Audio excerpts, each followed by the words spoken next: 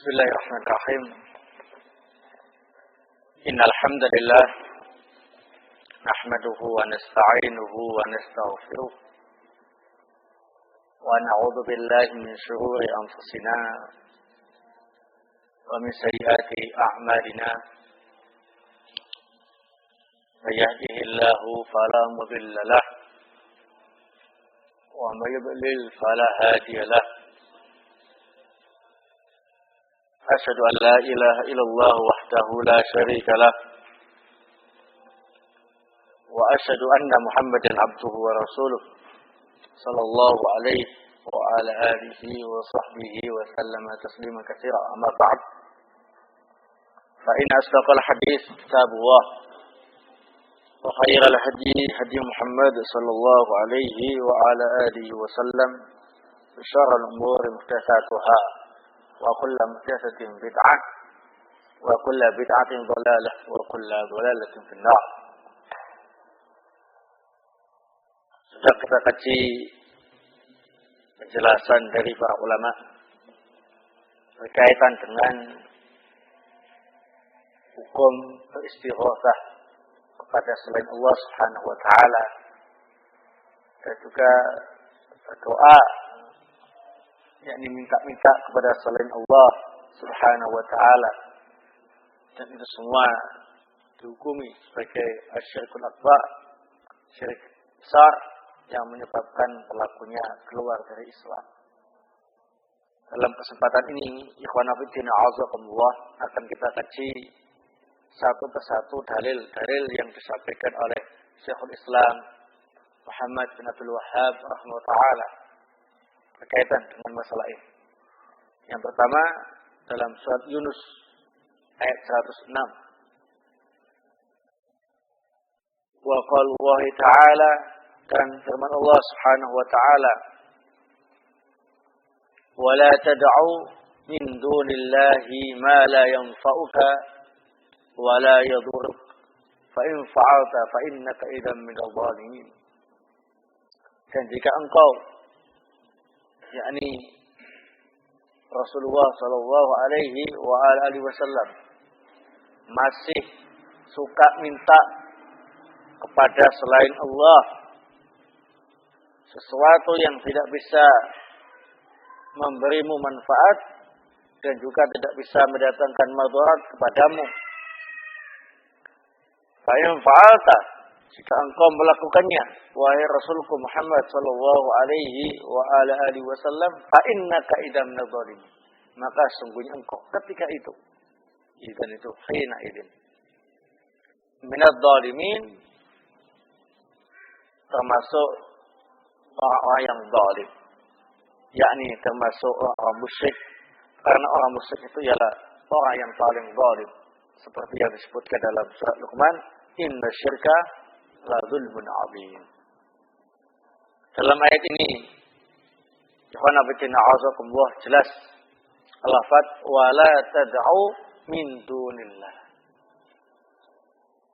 Jangan engkau berdoa, meminta atau beribadah kepada selain Allah, ya, yang tidak bisa mendatangkan manfaat dan tidak bisa mendatangkan madarat. Pakai lain lana. Dalam istilah syariat, al-aslu fi nahyi lit-tahrim. Pada asalnya larangan itu hukumnya apa? Haram. Dan tidak ada yang memalingkan dari haram ke makruh atau dari makruh ke mubah. Itu dalil-dalil yang lain menguatkan tentang haramnya berdoa kepada selain Allah Subhanahu wa ta'ala. Nah, ini dalilnya, larangan. Kemudian yang kedua, fa innaka idzan minadh dhalimin. Kalau melakukannya, maka termasuk perbuatan zalim, yakni perbuatan syirik. Sehingga apa yang disampaikan oleh Syekhul Islam Muhammad bin Abdul Wahhab rahimahullah ta'ala itu benar, bahwasanya kalau minta-minta bantuan, berdoa kepada selain Allah, kepada sesuatu yang tidak bisa mendatangkan manfaat dan madarat sama sekali, itu termasuk apa ini? Asyirkul akbar, karena orang yang melakukannya disebut apa ini? Orang yang zalim, orang yang musyrik. Nah, dalam ayat ini di samping itu faedahnya terdapat peringatan kepada kita bahwa larangan ini secara khusus ditujukan kepada siapa? Kepada Rasulullah sallallahu alaihi wasallam, manusia yang paling dicintai oleh Allah Subhanahu wa taala. Bahkan makhluk yang paling dicintai oleh Allah Subhanahu wa taala itu beliau. Kalau sampai nekat melakukan perbuatan al-istighatsah bi ghairillah atau ad-du'a min dunillah, minta bantuan kepada selain Allah atau berdoa kepada selain Allah, beliau juga akan terkena hukuman sebagai orang musyrik.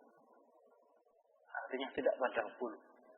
Tidak berarti kalau sudah tingkat makrifat atau tingkat hakikat terus boleh berbuat seenaknya. Rasul saja yang sedemikian dekatnya kedudukan beliau dengan Allah Subhanahu wa taala, betapa tingginya posisi beliau di hadapan Allah Subhanahu wa taala, kalau melakukan kesyirikan dia tetap dikatakan apa ini? Musyrik. Tetapi tidak terjadi. Itu seandainya. Apalagi kita ini yang tidak ada kedudukan istimewa tersendiri di sisi Allah Subhanahu wa taala, ya. Tidak ada jaminan dari Allah Subhanahu wa taala, maka kalau sampai melakukan perbuatan minta-minta kepada selain Allah Subhanahu wa taala, ya jelas enggak usah pakai tunggu-tunggu, langsung dicap sebagai apa ini? Musyrik. Nah. Kemudian di antara faedahnya yang lainnya, anna jalban naf'i wa daf'ad dur min khusaisillah azza wa jalla. Memberi manfaat atau menolak madarat itu hanya bisa dilakukan oleh Allah Subhanahu wa taala saja. Tidak ada yang bisa melakukan kecuali Allah Subhanahu wa taala. Entah itu untuk menangkis gunung meletus atau untuk menyumbat lumpur bergolak. Semuanya hanya Allah saja yang mampu. Kalau sampai ada yang minta-minta kepada selain Allah yang tidak mampu melakukannya, menurut kebiasaan itu enggak mampu melakukannya, menurut tabiat itu enggak mampu melakukannya, maka saat minta-minta kepada selain Allah Subhanahu wa taala yang menjurus kepada kesyirikan. Silakan kalau minta berjin, jin apa begitu ya, sumbat itu, sumber lumpur. Jin fulan, ya, tahan itu batuknya Merapi biar enggak batuk terus. Ini semuanya termasuk apa ini? Bentuk kesyirikan. Karena dalam rangka apa ini? Mendatangkan manfaat atau menolak madarat yang memang hanya Allah saja yang mampu. Nah,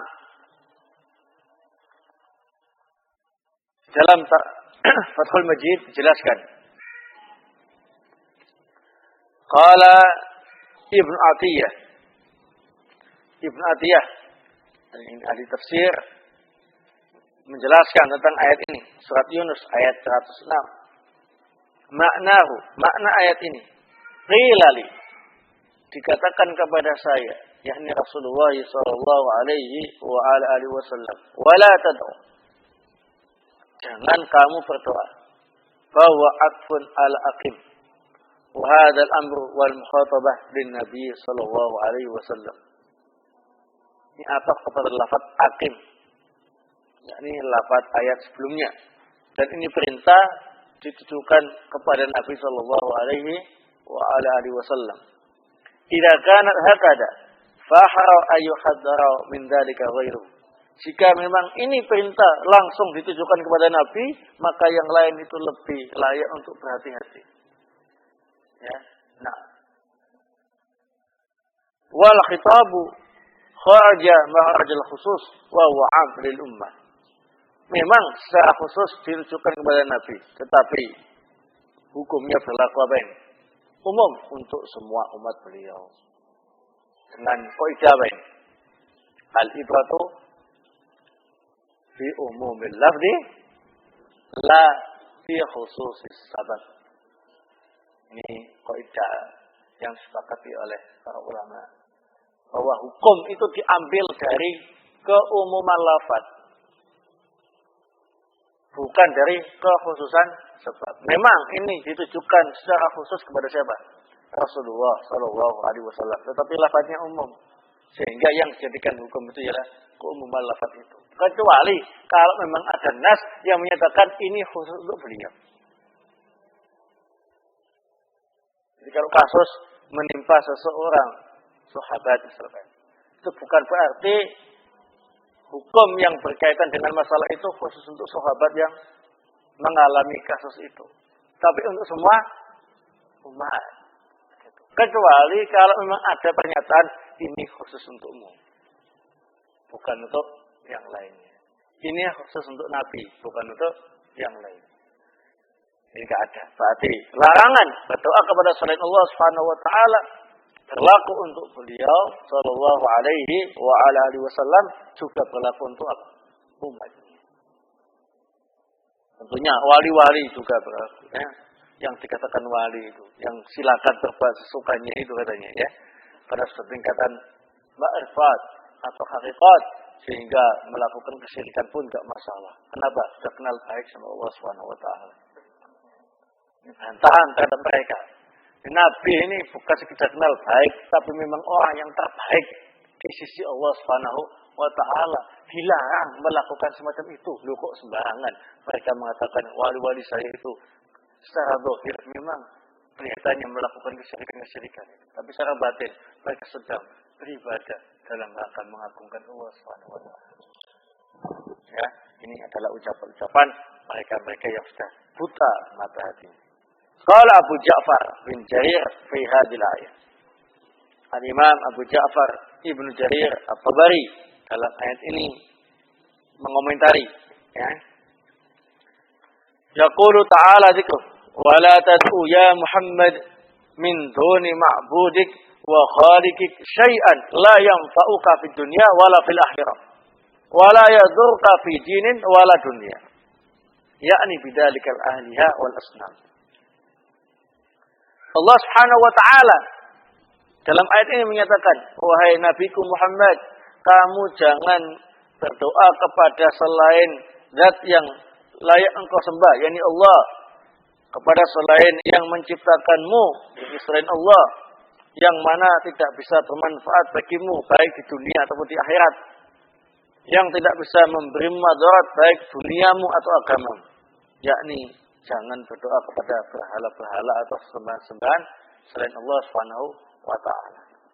Yaqulu la ta'budha rajiyan naf'aha aw khaifan dzurraha. Artinya kamu jangan menyembah sesembahan-sembahan selain Allah dengan mengharap manfaatnya atau khawatir madaratnya. Artinya kalau enggak diagung-agungkan, khawatir nanti ngamuk ya. Nah, seperti yang diyakini oleh sebagian umat manusia ya di pantai selatan sana ya. Nah, ini. Mereka melakukan sesuatu kegiatan ritual. Apa itu? Nyembelih kepala kerbau, ya kan? Kemudian dilemparkan ke laut. Kenapa? Karena khawatir kalau nggak digitukan terkena madarat, terkena bencana. Ya. Nah, itu sama saja dengan apa ini? Meminta atau menyembah berhala atau sesembahan selain Allah Subhanahu wa taala. Fa inna la tanfa' wa la tadur. Karena hadis itu tidak bisa bermanfaat dan tidak bisa mendatangkan madarat.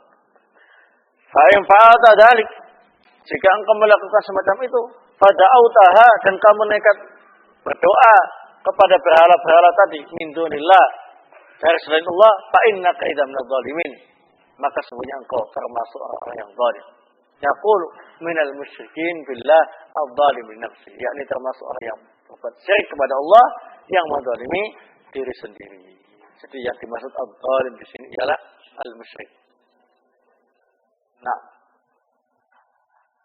qultu wa hadhil ayah la nadha'ir. Ayat ini memiliki banyak nadha'ir, yakni ayat-ayat yang sama, yang semisal maknanya. Kaqaulihi fala tad'u ma'allahi ilahan akhar fatakuna minal mu'adzabin.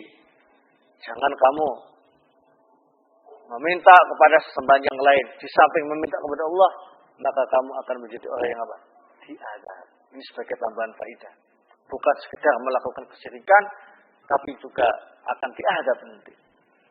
Wa qauluhu wa la tad'u Allah ilahan akhar la ilaha illahu.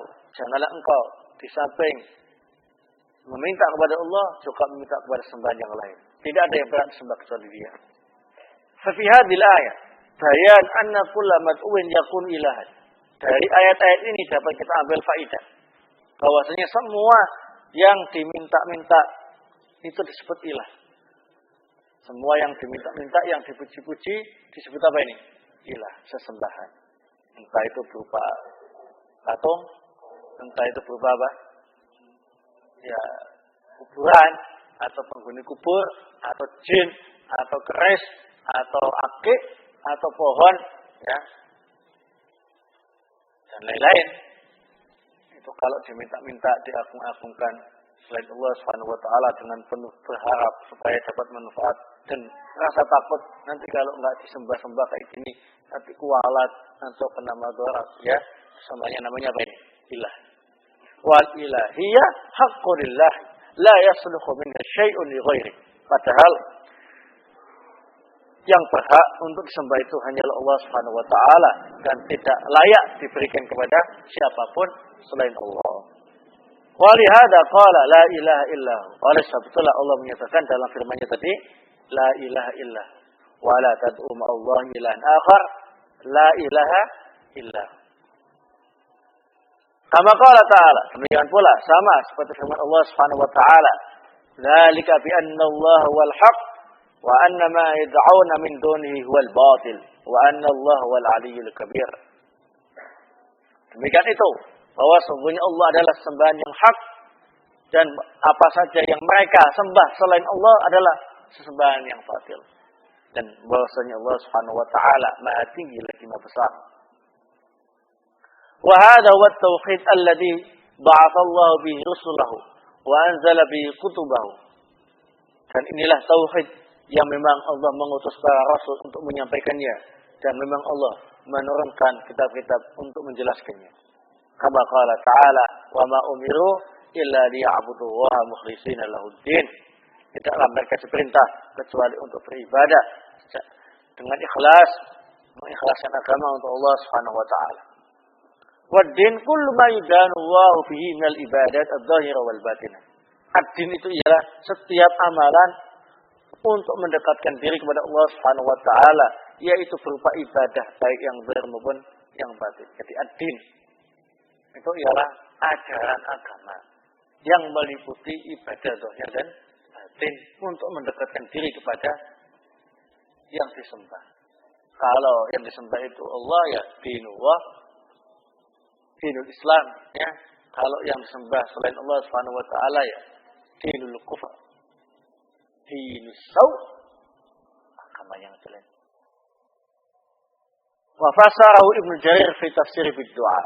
Adapun Ibnu Jarir dalam tafsirnya menafsirkan ad-din siyal ad-du'a. Mereka tidaklah diperintah kecuali untuk beribadah kepada Allah Subhanahu wa taala dengan mengikhlaskan doa untuk Allah. Wa huwa fardun min afradil ibadah. Sementara doa itu sebetulnya salah satu jenis apa ini? Ibadah. Jadi enggak bertentangan gitu ya. Ala adat salaf fi tafsir, seperti kebiasaan para ulama salaf dalam menafsirkan ayat. Yufassirun al-ayah bi ba'di afradi makna. Menafsirkan ayat dengan menyebutkan salah satu contoh maknanya. Jadi kalau misalkan ad-din itu ialah kumpulan ajaran agama yang meliputi ibadah zahir dan batin. Itu tafsir pertama. Ada yang menafsirkan ad-din itu ialah doa.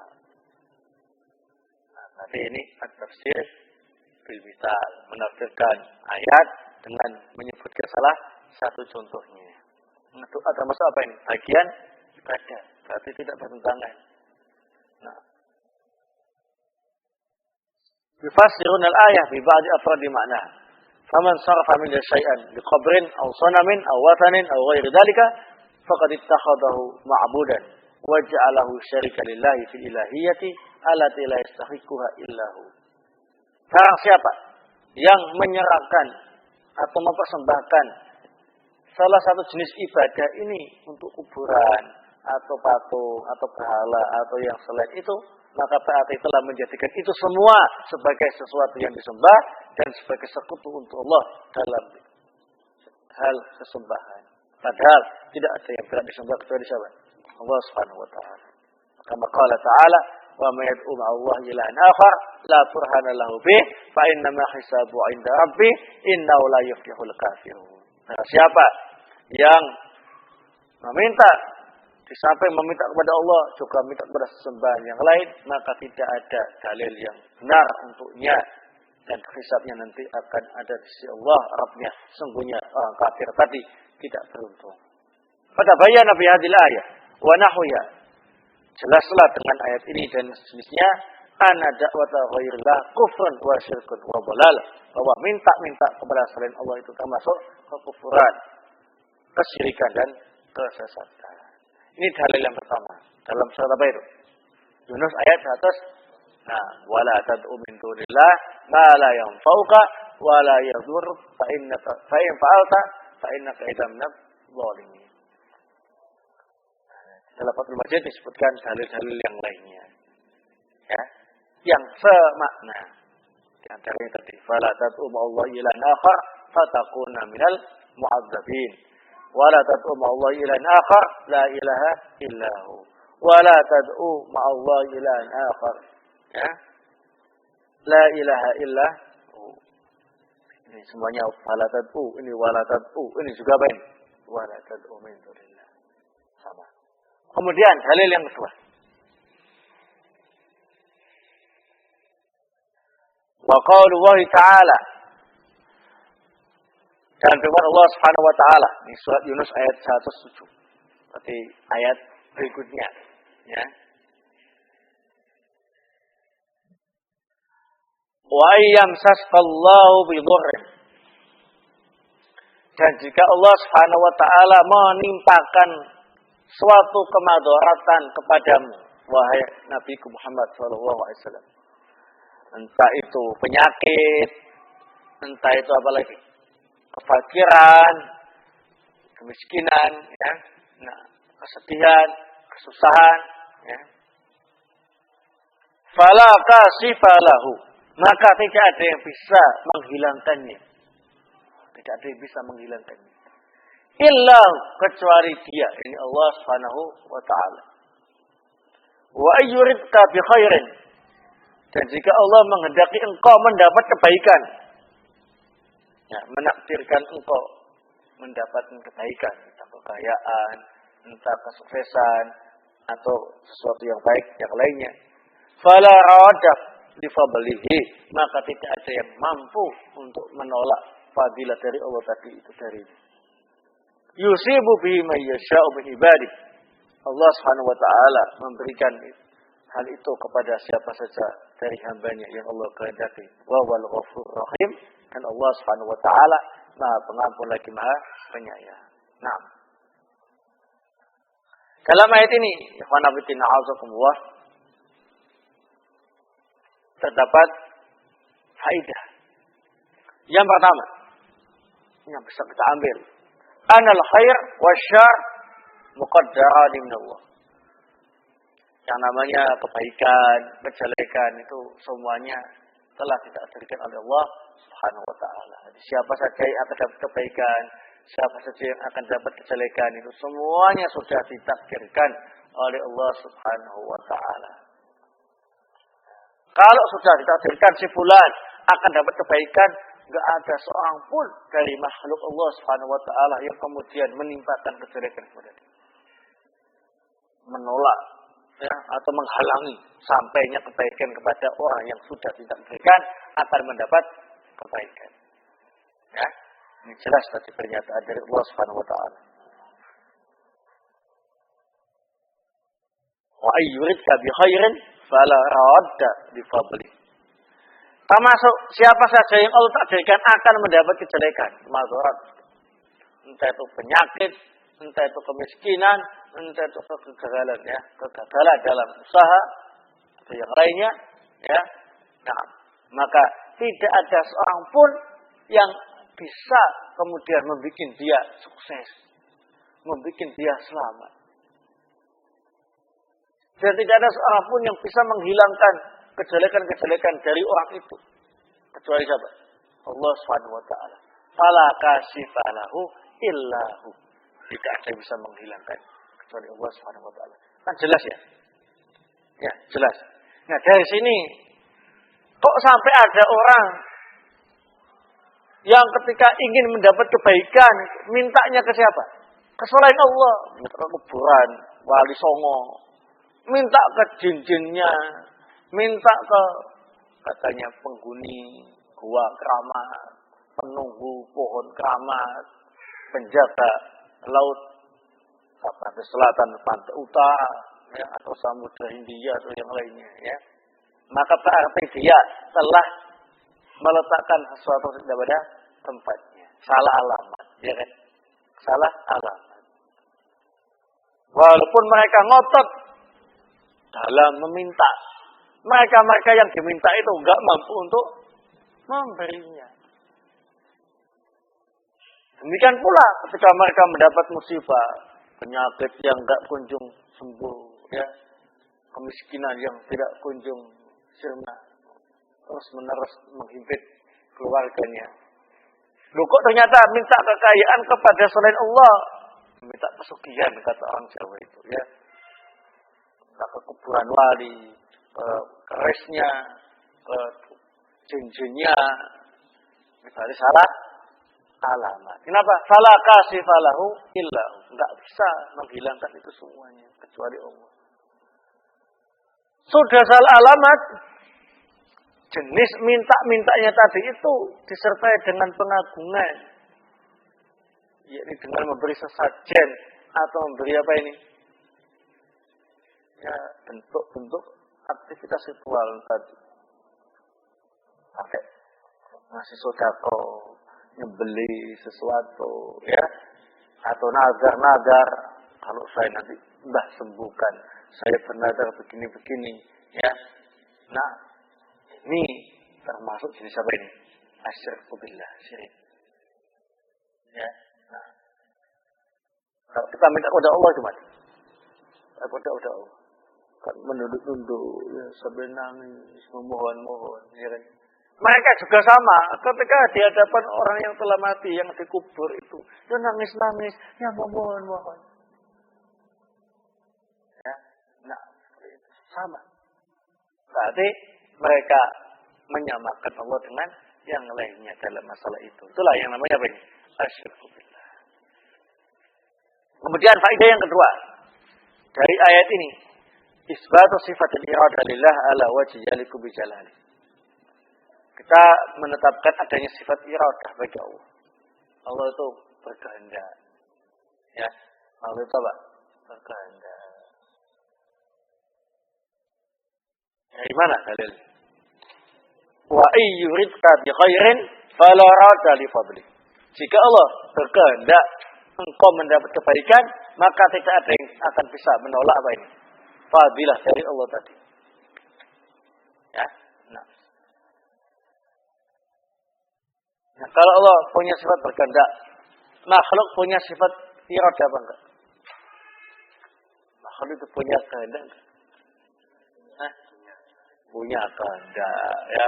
Pengen kawin ya kehendak, pengen makan ya namanya kehendak, ya kan? Pengen tidur ya namanya kehendak, ya. Nah, tetapi dalam Islam kehendak manusia itu tidak bisa melangkahi kehendak Allah Subhanahu wa taala. Artinya mesti kehendak Allah yang dimenangkan. Seperti orang ini pengennya tidur, tapi Allah menghendaki mati, ya. Dia tidur, langsung mati. Dia kepengen makan, ternyata Allah menghendaki dia mati sehingga nggak bisa makan. Ya. Dia pengen nikah, ternyata Allah Subhanahu wa taala menakdirkan dia mati dalam keadaan pengen nikah, nggak bisa nikah, nggak keturutan, dan semuanya nggak keturutan. Ya, berarti Allah punya kehendak, manusia punya kehendak, tapi kehendak Allah mesti dimenangkan. Tapi kalau ternyata kehendak manusia itu sesuai dengan apa yang ia kehendaki, pengen nikah keturutan, pengen makan keturutan, pengen tidur keturutan. Saat itulah Allah Subhanahu wa taala menghendaki orang itu untuk bisa menikmati apa yang ia kehendaki. Apa maksudnya? Ini bantahan terhadap dua kelompok sesat. Yang pertama kelompok Qadariyah, yang kedua kelompok Jabriyah. Kelompok Qadariyah menyatakan Allah Subhanahu wa taala itu tidak punya kehendak. Manusia saja yang punya kehendak. Artinya manusia pengen apa saja pasti keturutan, asalkan dia sungguh-sungguh untuk mencapainya. Allah enggak ikut-ikut.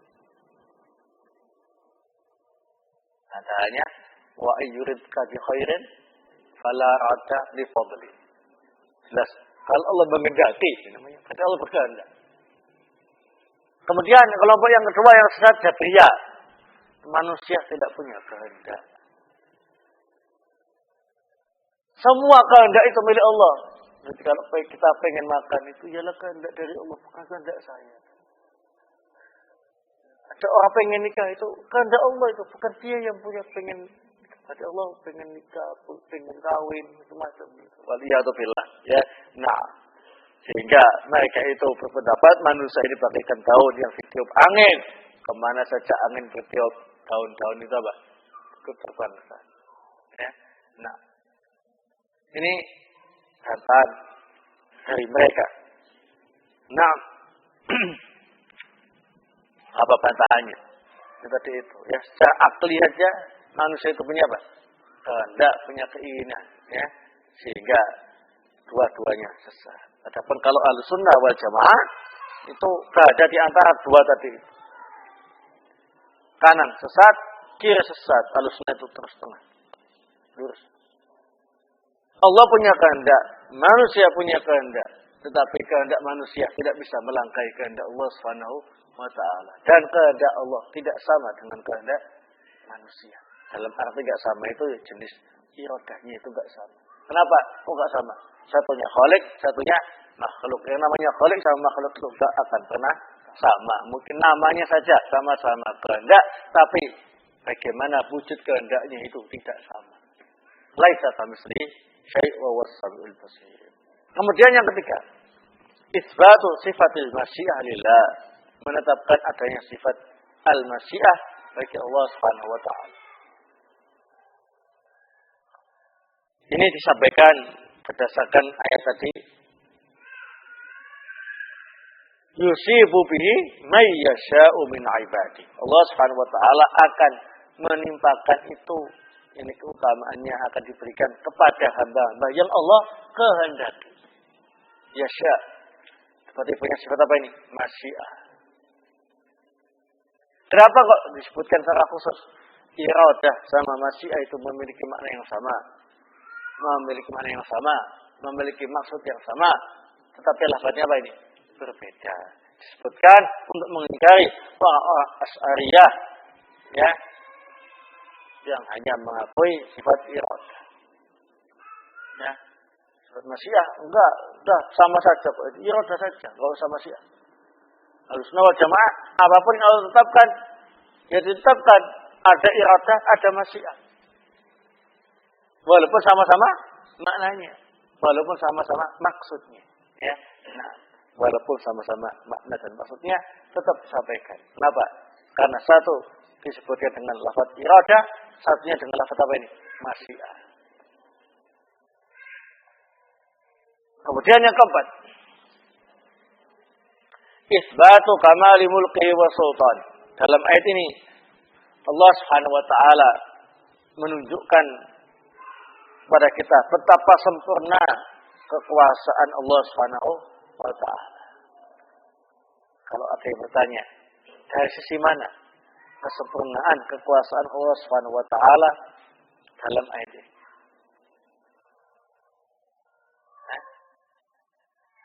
Tapi benar-benar berkuasa, tidak ada tandingnya dalam ayat ini.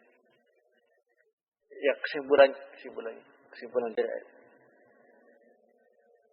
Di apa saja keinginan atau kehendak Allah Subhanahu wa taala, tidak ada yang mampu untuk menghalanginya. Orang yang benar-benar ini sangat berkuasa. Tapi kalau ada seorang raja misalkan, apa saja keinginannya, apa saja perintahnya, tidak ada satupun yang berani protes. Tidak ada satupun yang berani menghalanginya. Berarti dia sangat apa ini?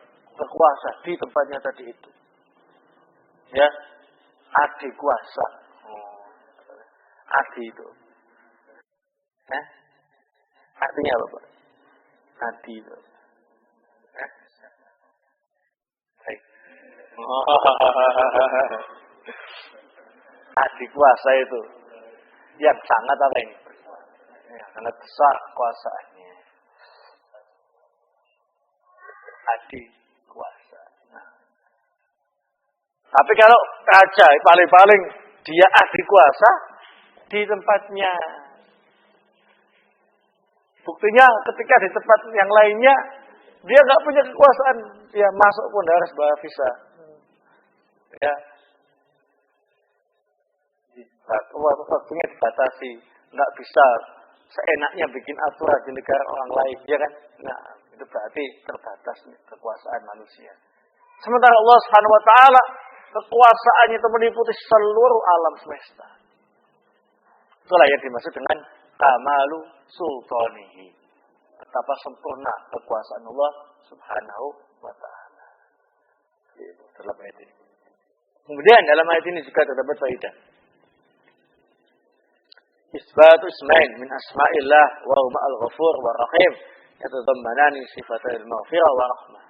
Dalam ayat ini terdapat dua nama Allah Subhanahu wa taala, Al-Ghafur dan Ar-Rahim.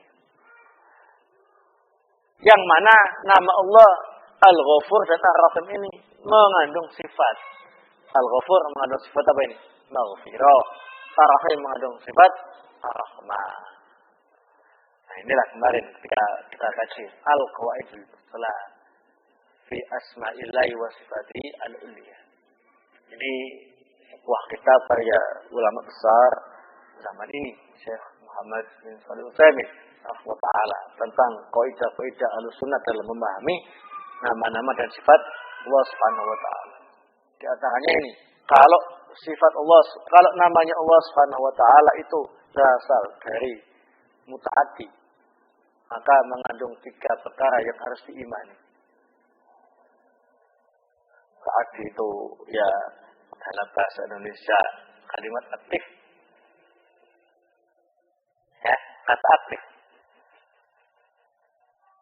Maka harus ada 3 yang diimani. Yang pertama mengimani namanya. Itu ialah sebagai nama Allah. Yang kedua mengimani sifat yang terkandung di dalamnya. Yang ketiga mengimani konsekuensinya. Contoh. Al-Ghafur. Al-Ghafur. Allah Maha mengampuni. Mutaaddi. Ya. Kenapa kamu mutaaddi? Karena seandainya untuk fi'ilnya punya maf'ul bih. Ya kan? Ya. Ya kan? Iya. Allah mengampuni fulan. Berarti ada subjek, ada objek. Berarti fi'ilnya apa? Mutaaddi namanya. Ghafara. Namanya Al-Ghafur dari Ghafara tadi itu. Berarti Al-Ghafur itu nama Allah yang sifatnya mutaaddi. Berarti Al-Ghafur itu mengandung 3 perkara yang harus diyakini. Yang pertama, kita yakin Al-Ghafur itu namanya Allah yang Maha Pengampun. Yang kedua, kita yakini ada sifat yang terkandung dalam nama Allah. Yang apa? Al-Maghfirah. Mengampuni. Yang ketiga, konsekuensinya yaitu Allah Subhanahu wa taala mengampuni siapa saja yang mau bertobat dari segala dosa. Ya. Nah. Kemudian Ar-Rahim yang Maha Pengasih, ya. Itu mutaaddi juga. Ya. Nah. Jadi kita yakini nama Allah itu apa? Ar-Rahim. Yang kedua kita yakini sifat Allah yang ada di dalam Ar-Rahman. Yang ketiga kita yakini apa ini? Konsekuensinya, yakni Allah mengasihi dan menyayangi siapa saja yang Allah kehendaki. Tapi kalau nama Allah Subhanahu wa taala itu sifatnya lazim, pasif, lazim itu kalimat apa ini? Pasif, ya, kata pasif. Hanya punya subjek saja. Maka yang diyakini cuma dua. Kita meyakini bahwasanya itu ialah nama Allah Subhanahu wa taala. Yang kedua kita meyakini sifat yang terkandung di dalam. Tentunya apa? Tentunya apa nama Allah? Al-Ali. Allah Al-Ali yang maha tinggi. Berarti Allah Subhanahu wa taala punya nama Al-Ali. Ya kan? Berarti Allah Subhanahu wa taala memiliki sifat apa? Al-Ulu. Zat yang tinggi. Zat tinggi. Enggak ada konsekuensi. Paham ya? Nah, ini berarti sifat Allah Subhanahu wa taala itu banyak sekali. Kenapa? Setiap nama itu mengandung sifat. Tetapi tidak semua sifat mengandung nama. Ya, dan nama Allah enggak terbatas pada sifat Allah, lebih tidak terbatas lagi. Nah, sifat Allah itu lebih luas daripada masalah nama Allah Subhanahu wa taala. Ini bantahan terhadap orang-orang Asy'ariyah atau Maturidiyah yang membatasi jumlah sifat dan nama Allah Subhanahu wa taala. Sifat Allah dikatakan yang wajib 20, yang jaiz 20, yang mustahil 20. Mereka tidak bisa membawakan dalil yang jelas. Inna sifat Allah al-wajibah isrun wal mustahillah isrun wal jaizah isrun aydan. Enggak ada dalil kayak gitu itu ya. Ya, ada enggak?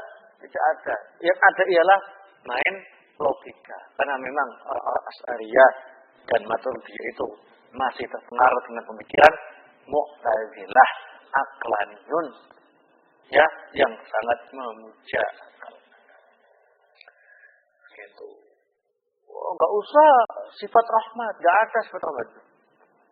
Yang biasa dikitungkan itu Allah wujud idam baqo, itu kan, itu pemahaman Asy'ariyah ya besar. Enggak ada sifat rahmat, sifat maghfirah, enggak ada. Ya. Nah. Mereka kalau menafsirkan, oh bukan sifat maghfirah, bukan sifat rahmah, tapi semuanya kembali kepada sifat iradah. Allah berkehendak mengampuni, Allah berkehendak menyayangi. Ya, kalau menurut logika sih bisa diterima. Ternyata logika mereka dibantah dengan logika mereka sendiri. Kenapa? Ternyata 20 sifat itu sampai menyebutkan sifat iradah, juga menyebutkan sifat-sifat yang lain yang sebetulnya bisa diwakili oleh sifat iradah. Kenapa enggak satu saja iradah? Betul. Kalamuhu bi nafsihi. Ya kan? Mereka mengatakan Allah punya sifat apa? Kalam. Ya. Kalam berbicara. Itu kenapa enggak disebut sifat iradah saja? Allah berkehendak bicara ya bicara, enggak berkehendak ya diam. Ya. Mulai ini harus ditetapkan karena ada dalilnya dalam Quran. Ya ini juga ada dalam Al-Quran dalilnya. Tetapkan juga. Gitu. Nah kalau pada logika, semuanya bisa diwakili sifat iradah. Kenapa enggak diwakili itu kalam? Sifat kalam Allah yang Anda sebutkan. Kenapa enggak satu saja sifat Allah iradah? Semuanya dibawa ke pengertian iradah. Ya. Namanya mereka itu main logika, tapi logikanya dibalas dengan logikanya sendiri. Nah, seperti Allah sama basor, ya, mendengar, melihat. Kaitannya dengan apa ini? Iradah. Allah berkehendak melihat, ya melihat, ya berkehendak enggak melihat. Allah menghendaki mendengar, ya mendengar, enggak menghendaki mendengar, ya enggak mendengar, itu saja. Kenapa enggak dibawakan ke pengertian iradah semua? Kenapa mereka menetapkan, sementara kalau kita tetapkan semuanya nggak boleh? Berarti mana dalil pembatasan? Hanya itu saja. Kembali ke dalil. Ternyata mereka tidak punya dalil. La nas wal aql. Nggak punya dalil nas Al-Quran atau hadis, juga tidak punya dalil apa ini? Akal yang benar maksudnya, ya. Soalnya saat itu akal mereka apa ini? Sedang tidak benar. Ya, nah. Ini yang 5 faedah yang bisa kita ambil dari ayat ini. Dalam Fathul Majid dijelaskan tentang ayat ini.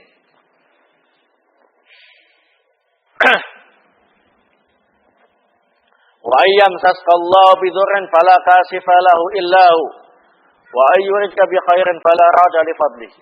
Sampai seterusnya ayat.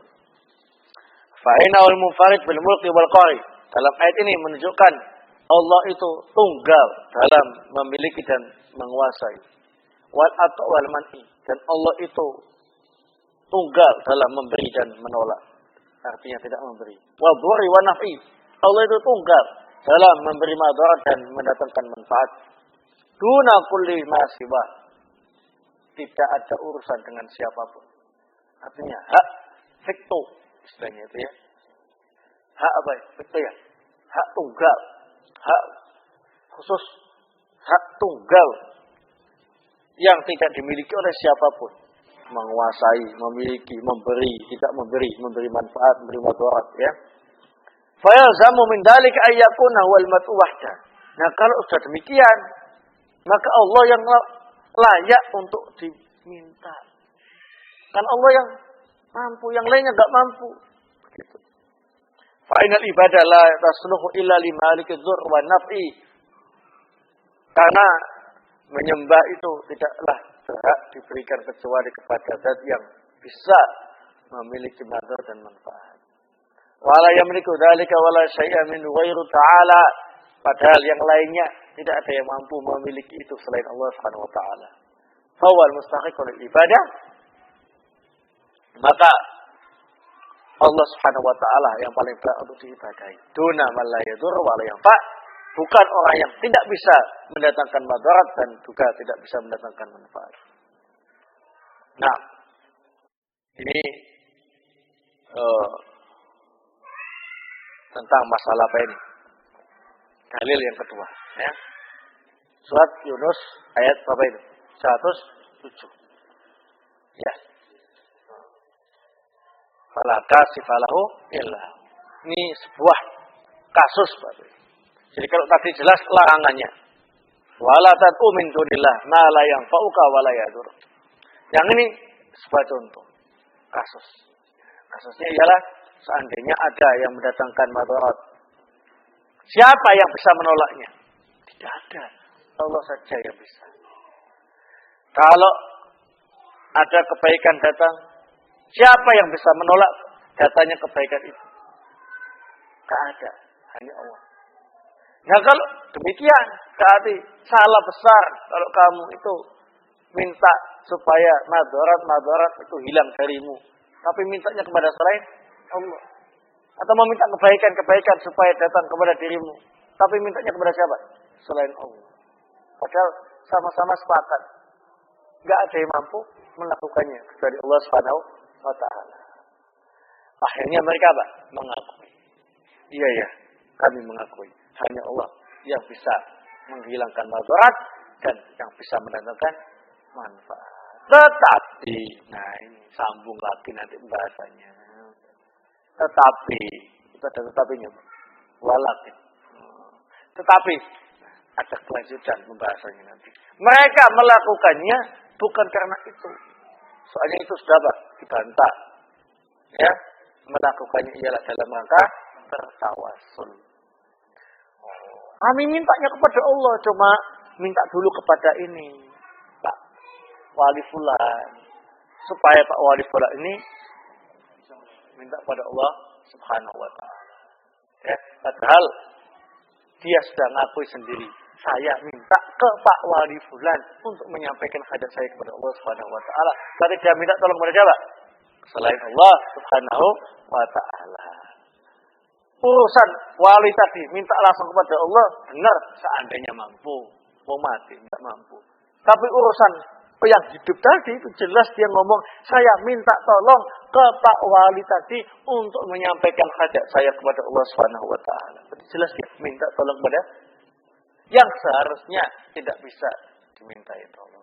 Yang sebenarnya justru minta tolong kepada yang masih hidup untuk didoakan yang baik supaya diselamatkan dari azab Allah Subhanahu wa taala. Nanti dibantah lagi orang-orang seperti itu, jelaskan lagi penyimpangannya. Ngaku, tapi mesti koma, walakin, tetapi. Oh, gitu. Terus begitu. Ya. Terus, oh ini orang soleh juga melakukan semacam itu, macam-macam, ya. Nah, nanti bahasanya al-hulu bis-sholihin, terlalu melampaui batas dalam menguruskan orang yang soleh, ya. Sampai benar salah diikuti saja, ya. Nah, taat kepada selain Allah Subhanahu wa taala dalam kemaksiatan termasuk pembahasan selanjutnya. Dibantah lagi habis begitu, nanti mesti ada walakin, tetapi sampai akhirnya bulat naik. Kembali ke pembahasan semula nanti macam-macam tauhid itu. Terus kejar terus bulat naik. Kalau yang bulat-bulat seperti itu tadi belum mendapatkan taufik dari Allah Subhanahu wa taala, maka kita doakan supaya mereka mendapat taufik dari Allah Subhanahu wa taala. Nah, ini yang bisa saya sampaikan. Subhanallah, hamdik, asyhadu an la ilaha illa anta, astaghfiruka wa atubu ilaik. Walhamdulillah.